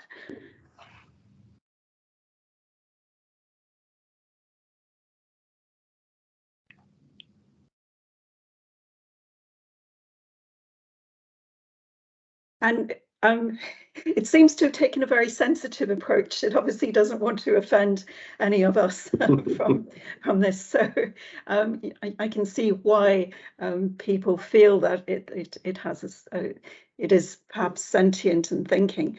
What I wanted to touch on here, I mean, we've talked about creativity, we've talked about whether it can replicate the human touch, if you will, but at this point that came up during the panel as well around personalized learning experiences, and Kashka in the panel was saying that this is something that we really hope that AI can help us with, that the testing and teaching and learning can become a lot more personalized for the individuals. Yet it seems to be doing the opposite at the moment. It seems to be being very sort of one size fits all. It's all about scalability and using technology to have a scalable test and the same thing for everyone. So I wonder if you could talk about whether in the future, as AI and technology improves, whether we can have a more personalized learning and testing experience. Is that something that we can hope for? Yes, I think so. Yes, this is something we should expect and that we are slowly working towards.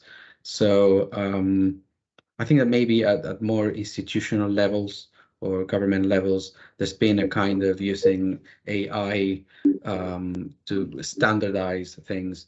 But if you look more at the micro level, so for example, having an app in your phone that helps you learn a new language. So if you have an app that adapts to the way in which you learn, and for example, realizes which words you are forgetting throughout the week, or when you feel more enthusiastic to learn, if there are certain times during the day that you feel more active and so on. So this is one of the ways, for example, in which we can make AI more adaptive and personalized, and we've seen this in some language learning apps. Also, unfortunately, there hasn't been much work on adapting content yet. So this is more, so this example of the apps, for example, is more about adapting to your time or the way you learn, but not really the content, right? And this is something that I think we're slowly making progress on.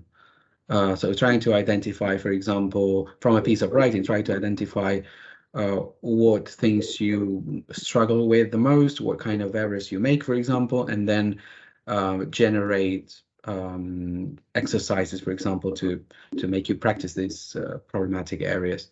So there's work being done on this, but unfortunately a bit slow. I'm always reminded of a novel I wrote. I'd love to have written it. I read many years ago, I think close to 30 years ago, a novel called The Diamond Age by Neil Stephenson, one of my favorite American science fiction writers. And there, in that, he wrote about a guy who worked in a tech company whose boss asked him to create a book that his daughter could use to learn about everything. So he thought this was a wonderful idea. So he stole the idea and built a second one for his own daughter. And that the book went on like that. And it put into my head for many, many years this idea of this concept of a personalized learning system. And for me, that is the future of much of education. I think that personalization is going to be key. And I do think technology will get there. And I know that people, there's a company, spin-off company at Trinity College Dublin, where that is one of the things they do, and they've already built personalized learning systems for things like the Irish language and secondary school or high school geography and that kind of thing, which is based on a little bit of like the recommendation engines that we see in Amazon and these, like if you've read this, you like that. So it doesn't go into the personalized feedback that Mariana was talking about, but it does personalize the input, which is, I think, an interesting idea to think about how can we, if we're going to assess your learning, for example, wouldn't it be good if we were assessing you on texts of reading, for example, that you were really interested in and things that you had read about. So rather than up to now in language testing, in testing of reading, we try to create a test that negates everybody's past reading, past understanding. That's the kind of default that we did. It would be really interesting if we could say, well, we don't need to do that anymore. That we can now test you. It's like the old Merrill Swain idea of test for best. We can test you on things that we know you enjoy reading. So you're going to be at your best reading this, in theory, if it's something that you really are interested in and you've read about it before, and we know you've read about it before. So for me, it is the future, and it's a really exciting future. And it definitely still involves teachers. For me, the teacher's role, I believe, will have to change. The provider of all knowledge is gone. That's a machine now, really, already. So why should we be changing it? And just to blather on a little bit more, I visited a university in Japan when I was last there, just not long before the New Directions conference, and was lucky enough to talk to some of the guys, and they're just regular teachers, who had realized during the pandemic that their beautifully constructed system of classes that they had developed for the university were absolutely crammed. They were full of stuff. And they realized that there was too much to be done in each lesson. So there was no real time to use the language or practice using the language or actually enjoy the subject. So they stripped out a lot of the vocabulary and grammar learning and practice and all that, and put it onto an online system. So that was their people's homework. It was like the flipped classroom. So they would do all of that before coming into class. And then classes became really enjoyable because you were actually learning how to use the language instead of learning the formalities of the language. And I thought, that's really clever, because that shows you that regular teachers in the classroom are actually ahead of us in many ways in their thinking. And if we can help them to use technology to drive that, well, I think then that could be a really good pointer towards how things, what the role of teachers might be down the line. And for me, far more interesting than in teaching grammar or vocabulary. Mariana, I don't know if you have anything to say in relation to that. I just I think there's some sort of echo of what you're saying in the chat here. Joshua was saying he's constantly, as a teacher, is constantly trying to find texts that will interest his students. So I think that relates to using personalized, interesting texts for assessment. And I like the word, again, Joshua saying using generative AI to support more agile teaching. So that's quite a good way to put it. Yeah. It certainly is, yeah. Yes, there's definitely been, and there are some systems, for example, that try to match students with, articles that they are interested in, based on their general interests in general. The thing is that they haven't been really validated in the way that, so for example, you can match someone with an article that they might be interested in, but then, for example, if you try to assess reading comprehension, then that would require generating questions, personalized questions for this person based on this particular article that was found, and then validating the answers and evaluating the answers automatically and so on. So all that work hasn't been done. So yes, we can easily match people to articles and so on, but there's a lot of other things that come after that haven't been properly, developed, validated, and so on. Much of that is currently experimental, and it hasn't been somehow validated either that these things help with learning. So we can do them, but do we know if these actually help the student learn the language or improve understanding or whatever? So that's the bit that we are missing and that people are working on actively. Great, thank you. I think that's a really good point, Marianne. Just got about 4 minutes left, and I wanted to put to you a point that was made in the panel, that humans need to critically appraise what was called the decision-making or the decision-making support that AI offers. There were quite a few examples that were given of very high-stakes decisions that AI was supporting to make or even making. How would you recommend for teachers and learners and ministries of education, everyone involved in the education system, how can they critically appraise these new technologies that are coming our way or are already here? Mariana, sorry, Barry. No, Mariana, if you want to go first, I have an answer in my head. Well,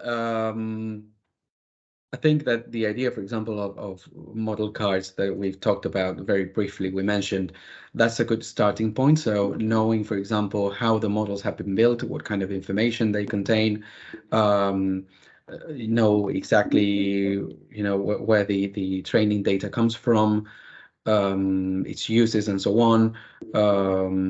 also we should build tests for the models, things that we know the expected output for, and then I would suggest having the insight from experts in the field, in this case education. I think they are probably the best people to be able to judge whether the decisions by a machine make sense or not.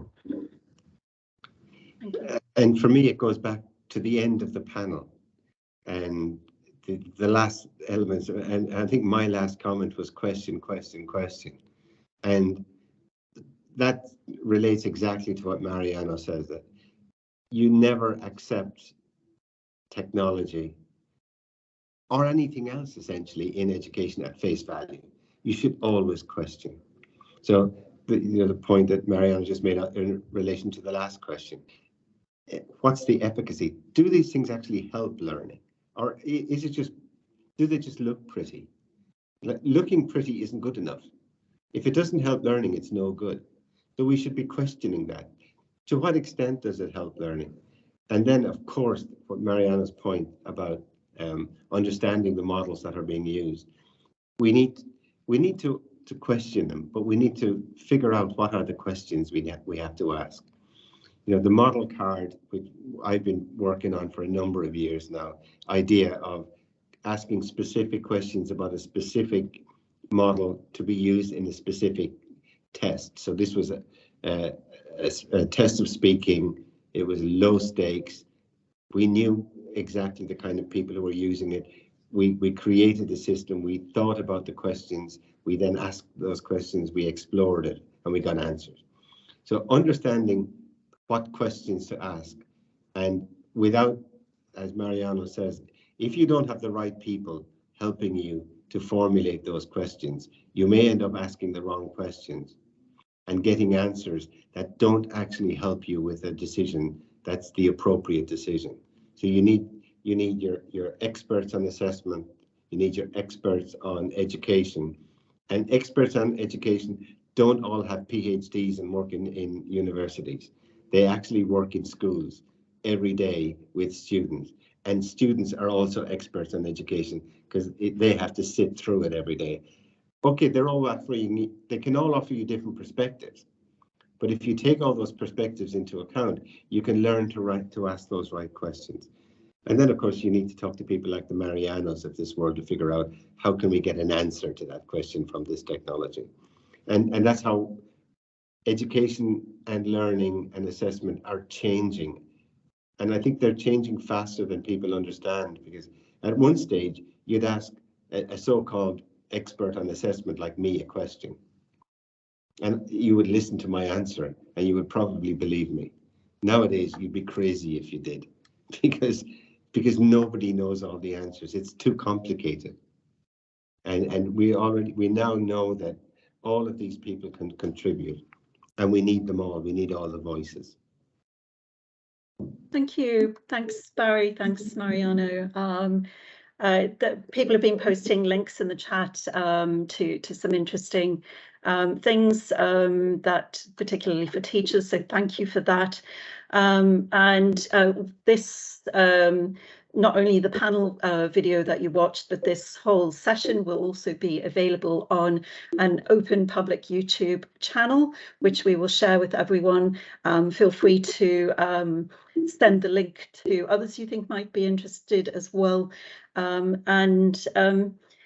We're very happy to have been talking to you about technology. We're going on to the second part of our webinar today, and that is bringing in our two sets of researchers.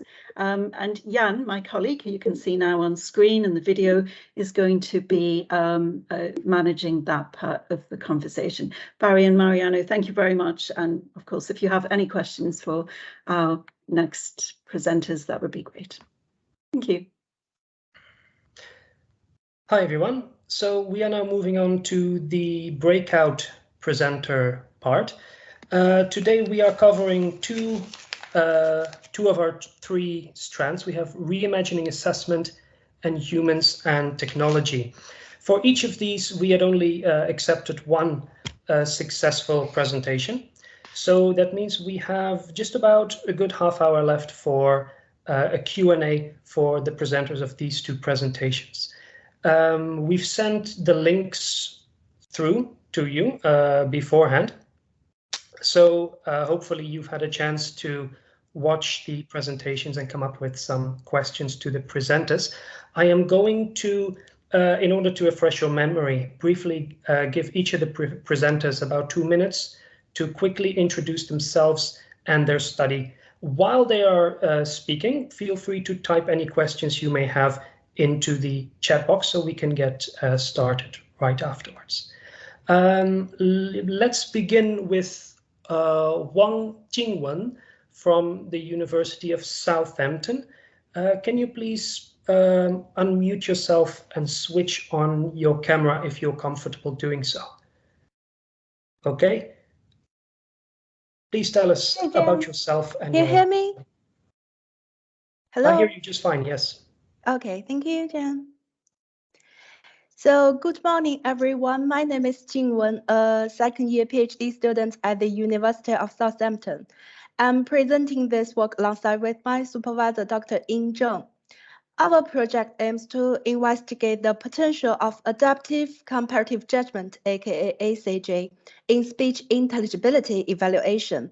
So intelligibility broadly refers to the extent to which a listener can understand a speaker's message and is considered a critical construct in second language pronunciation assessment. However, what constitutes the intelligibility construct is still unclear, and there is currently no universally accepted approach to assess it. So our study explores whether ACJ, a method in which judges compare pairs of responses based on the overall perceived quality, can be a viable option for intelligibility-based pronunciation assessment. So our study primarily aims to assess the reliability, criterion validity, and efficiency of the ACJ method. To achieve this, we recruited 20 mainland Chinese English learners to participate in a read aloud test item from a low-stakes global English test. Two groups of 5 judges each use ACJ to assess the speaking samples, and the ratings were then compared to those from the 2 expert raters who marked the sample using existing marking rubrics. So the results show that the ACJ method is reliable in both ACJ groups, with both reliability indices reaching over 0.8. The results also show some criteria validity evidence. As compared to the traditional rubric marking results, the marking time for each judge was shorter than the traditional marking. And for the purpose of experiment, we asked judges to judge all possible pairwise comparisons of samples, which took them some time. But in practice, the number of pairing adopted by ACJ can be controlled to achieve marking efficiency without compromising reliability. So this small pilot study hopefully can give us some initial insights into the potential of using ACJ in L2 pronunciation assessment. We will continue expanding our research along this line and will present our work at the ILTA conference in Finland in June with a bigger sample we've just collected. So please stay tuned. Thank you. Thank you very much, Jingwen. On to Alan or Peter. Can you take a couple of minutes to introduce yourself as well? Yes, certainly. I'm afraid Peter has lost his. He's here. Here he is. I'm here. Yeah. Just in time. I'm one of the directors of Transform ELT, an independent consultancy in language education based in Norwich in the UK. Peter is one of our consultants, and together we worked recently on a project producing guidelines and manuals for teachers in assessment for learning, formative assessment. Pete, would you like to say a bit more about it? Yeah, we've been producing guidelines for formative assessment related to work in the Southeast Asia region, particularly in Vietnam, and it's guidelines that go to teachers at primary and secondary level, to explaining strategies for explaining what formative assessment is, strategies for how to embed it in your classroom, and hopefully it's guidelines for teacher trainers as well, and how they can approach training their teachers in these strategies, and for teachers training their learners in using formative assessment strategies too. All right, thank you very much. So do we have any questions at this point for our presenters? Just checking the chat here. Because if not, as any good host worth his salt, I have a couple of questions prepared myself as well. In the meantime, of course, for all of you, please do try to come up with a number of questions and type them in the chat box whenever you're ready. My first question actually is to Jingwen. I understand from your study that you had raters pronounce a number of different sentences and then had them, the intelligibility judged. Was there any method to the selection of these sentences? Yeah, because my research sample, I mean, the speaker are from the other university. They do their master here. So I picked the sentence from like B2 or C1 level from the that I mentioned global English test. I think this level may more suits for their proficiency, because they all get like IELTS 6.5 in their speaking and enter our university. Right. And just to stick with you for a little bit for next question, it's about the results of your study. I would like to share a screenshot here that I took. So please give me a moment here to bring it up. That would be a lot easier to follow.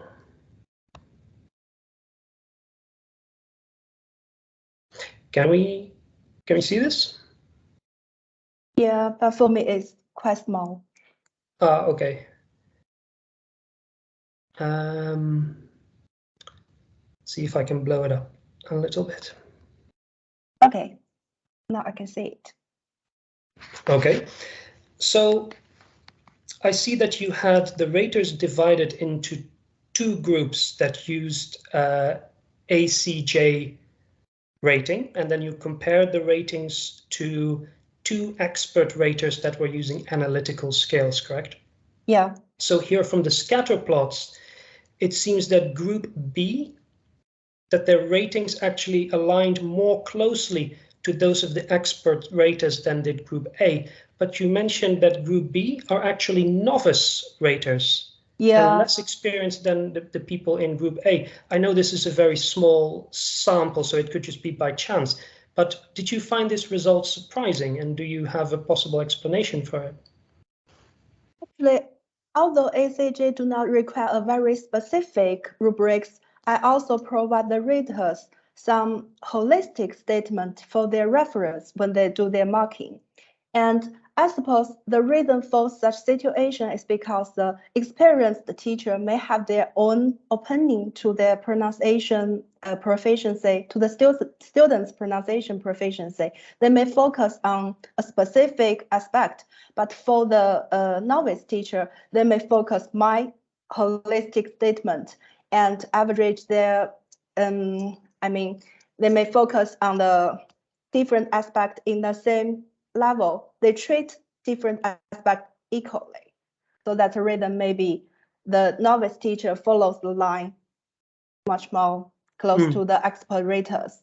Because I require my expert rater also follows my aspect, the holistic statement, and also the marking rubrics to rate the samples. Okay.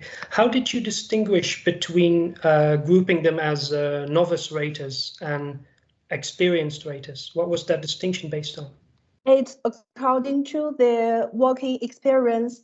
For the novice raters, they work only like 1 year, 2 years, but for the novice raters, they are almost have like PhD degree, and they work in the language testing and assessment area for like more than 5 years. Okay, I see. All right, let me stop sharing here. I see we have a question here from Cheryl to you as well, Jingwen. She's asking, did you ask the raters anything about their attitudes toward different accents or speakers? Actually, in this study, we only focus on the pronunciation itself, but we are not focused on the cognitive process of the raters. But in next research, we will include this part in, because it's also a strong validity evidence for my research. Okay, does that answer your question, Cheryl? Yes, thank you. Thanks, Jingwen.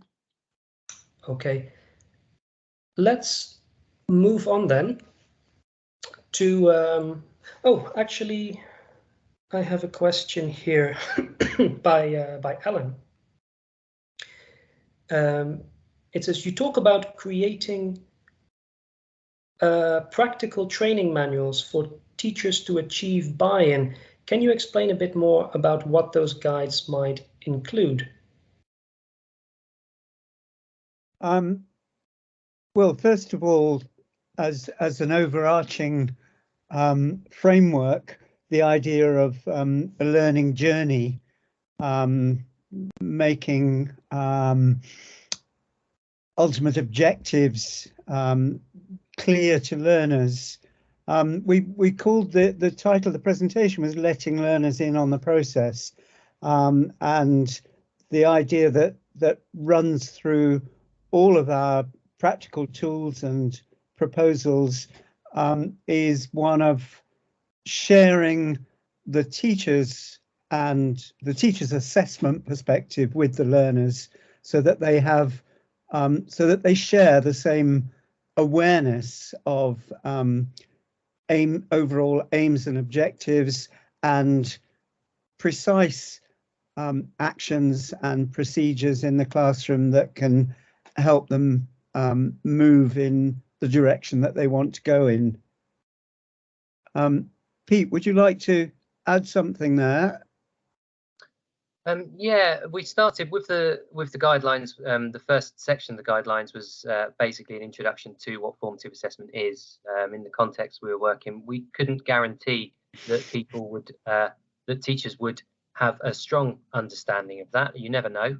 And sometimes teachers don't like to admit. I mean, myself, you know, the more I worked on it, the more I realised actually there was aspects of formative assessment that I wasn't sure with and had to research. So to start off with, it's giving an outline really of what formative assessment is.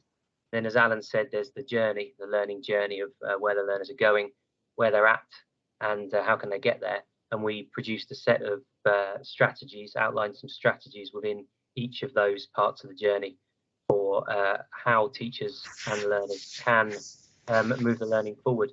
We also had sections on how periodic assessment can be used as well for formative purposes, because the context we were in focused a lot on summative assessment, and we felt that it's all very well to have assessments done summatively to give a value judgment of a learner's progress, for example, but how can we use those to inform the learning journey moving forward? And so we added sections that we thought were very relevant to the specific context. I actually had a follow-up, a question a little bit related to this. You mentioned in your video large class sizes in Southeast Asia, and I've had some experience with this myself while teaching in China. So, what are some recommendations that you give to teachers on how to give bespoke or how to implement bespoke assessment in large classes? Well, I think one very powerful strategy in large classes actually relates to the principle of learner involvement and learners, and we talk a lot about learners taking responsibility for their learning. It's become a sort of platitude in a way, but in terms of formative assessment, one sort of very empowering strategy is literally to hand over responsibility for peer assessment, self-assessment to learners, and this also helps to meet the physical demands of dealing with assessment for learning in large or even very large classes. So it's not only a good principle, but it's also a practical strategy.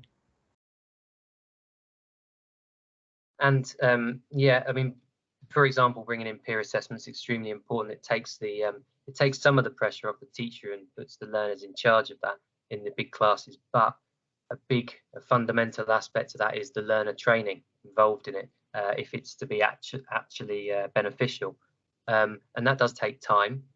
I would say what I found every single time we put a strategy or we introduced a strategy, we're always trying to give guidance on how it would relate to large classrooms and how you could like sort of shape the strategy in that particular context.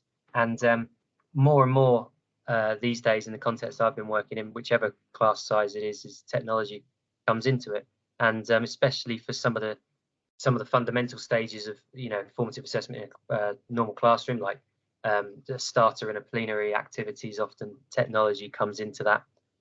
So we mentioned that as well, if available in the context, but it isn't always.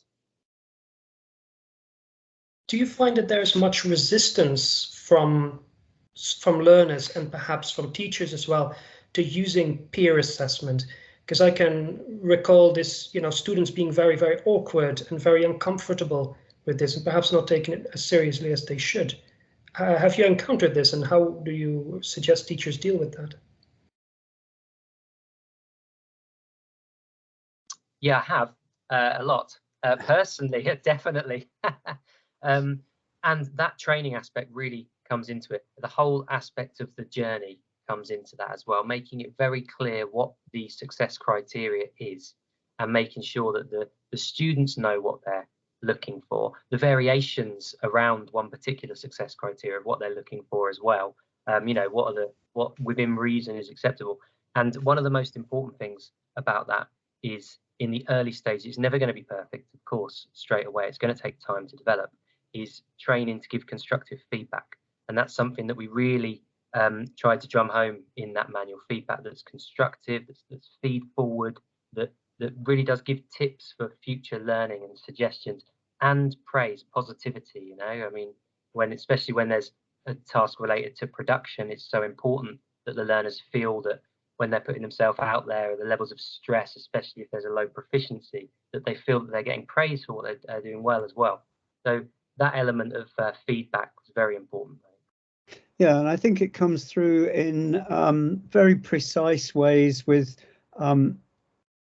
principles like making sure that learners, as well as teachers, respond to content as well as to form, so that peer assessment isn't just about spotting and correcting language slips or language errors, but is also responding as a on a human level to the message, to what your fellow student is expressing or trying to say, and that's something that that we do try to instill to train. It's a matter, as Pete was saying, of learner training as well as teacher training, and it can be done. It can be built up with very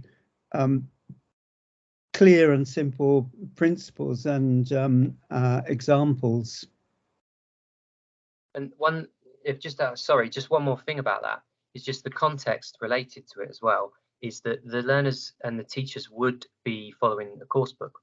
And so sometimes there's that type of assessment, formative assessment, embedded within coursebook activities. So a lot of the examples that we gave in the guidelines were related to course books that the teachers would likely be using, and how they could actually shape peer assessment or different formative assessment strategies around those activities, which is really important, I think. There's often a lot of guidelines within the course book for that, or the teacher's notes, but we tried to kind of make it very specific for that.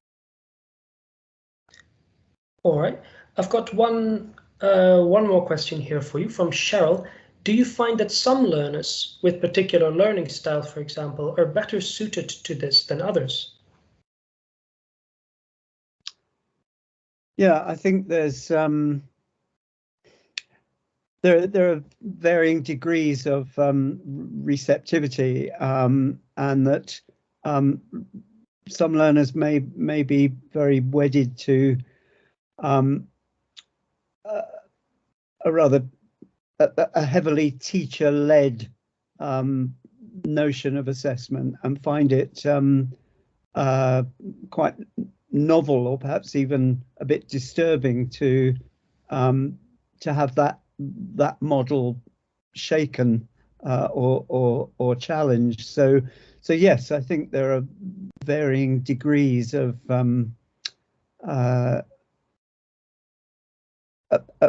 ability to reach students and to sell the idea. And I think that's why the manuals and the guidelines that we've produced are so important, because they build up the approach to assessment for learning in a very staged and I think acceptable way. So using things like the KWL chart or the traffic lights, building up this culture in the classroom of exposing what you're doing and how you're doing it and the successes that you're having, making assessment into something that has much more positive connotations, is part of overcoming that resistance. And perhaps having activities as well, that because of the pushback maybe from learners and who are used to maybe a more teacher-centered classroom, is making sure that the activities that we do include are varied enough to cover those different kind of approaches, that maybe a teacher would take control of it more at the initial stages and then kind of develop more autonomy down the line. So we did try and vary the activities to make sure they weren't all just throwing learners in at the deep end independently.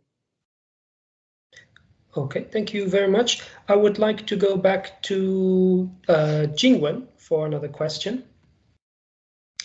Jingwen, do you think, or your study so far seems to offer quite some promising results as to the reliability of ACJ rating of intelligibility, but do you suspect that the native speaker standard will linger, among assessors and among the test users?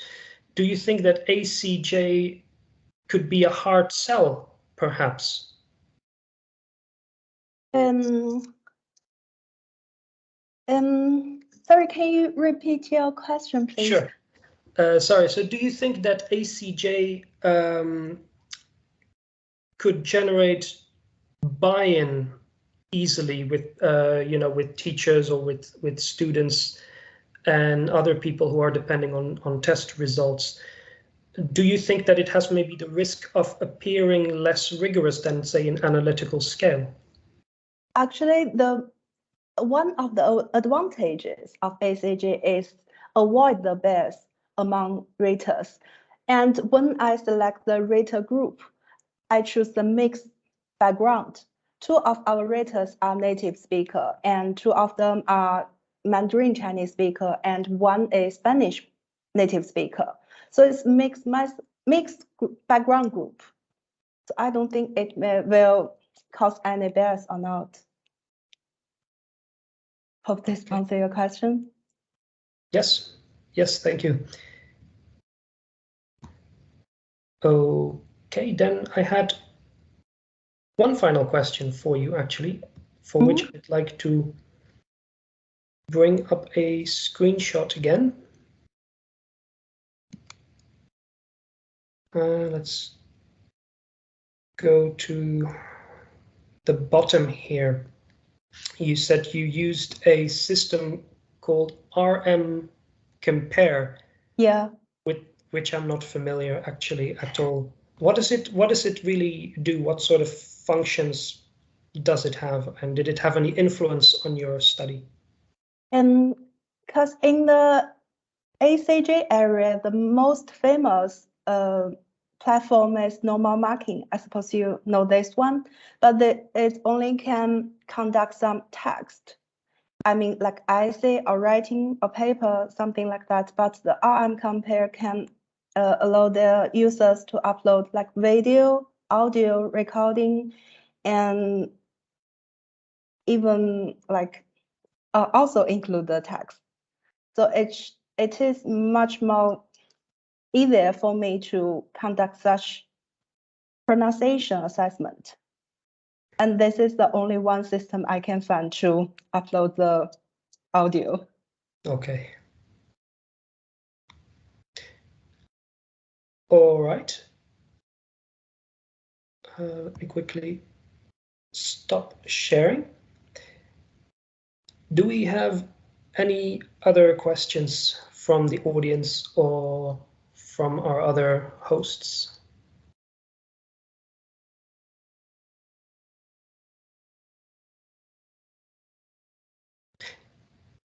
If not, then I think I can hand over to Cheryl, maybe, for a quick wrap-up. Alan, Peter, Jingwen, and Ying Zheng as well. Sorry to promote you to presenter very, very late. But thank you very much for joining and for sharing your experiences.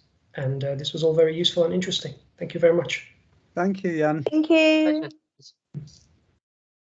Thanks, and thank you everyone for joining our webinar. This has been quite an experimental sort of way of trying to get the very high quality work of New Directions to a wider audience. So you'll be getting an email to ask for your feedback. We'd love to hear from you. Is there a different way we can do this? What would you like to see in the future for future New Directions? I think the topics were very interesting, and it was great to be able to include presenters who weren't able to travel to the conference directly. Just to let you know that we have two big New Directions events coming up this year. The first is in May, and that's in Sao Paulo in Brazil. It is an in-person conference, but we hope to make some things available after the conference as well.